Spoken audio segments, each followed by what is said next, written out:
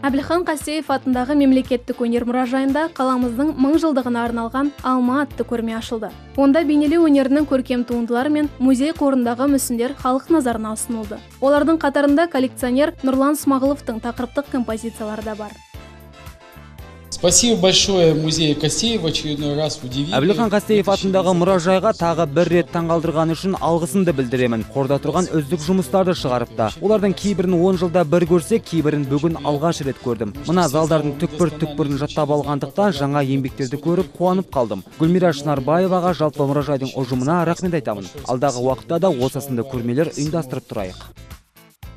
Көрменің басты тақырыбы алма жемісі. Мұнда қойылған туындылардың барлығы осы жеміс түріне арналған. Ал гүлденген бау-бақша болса, қосымша тақырыптардың бірі. Оған Алексей Степанов, Тұрсын Абуов, Регина Великанова сынды қылқалам шеберлері атсалысқан. Көрмеге қойылған әрбір туынды өзінше ерекше. Олардан автор қолтаңбасын айқын байқауға болады. Өнер туындыларын бақылап қараған әр көрермен лирикалық көңіл күйге бөленеді. Бейнелеу өнер арқылы суретші қысқы ұйқыдан енді оянып келе жатқан нәзік әрі көркем табиғат көрінісін тамашалағандағы әсерін беруге тырысқан.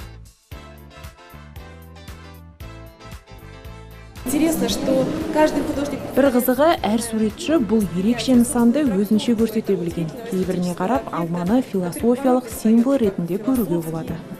Мұнда суретшілер әртүрлі буын өкілдеріне тән туындыларды қойған. Айша Ғалымбаева, Авраам Маркович Черкасов, Леонид Леонтьев сынды кәсіби шеберлер мен жас буын суретшілері Дулат Алиев, Ғани Баянов, Ерболат Төлепбай және тағы басқа өнер туындылары да бар.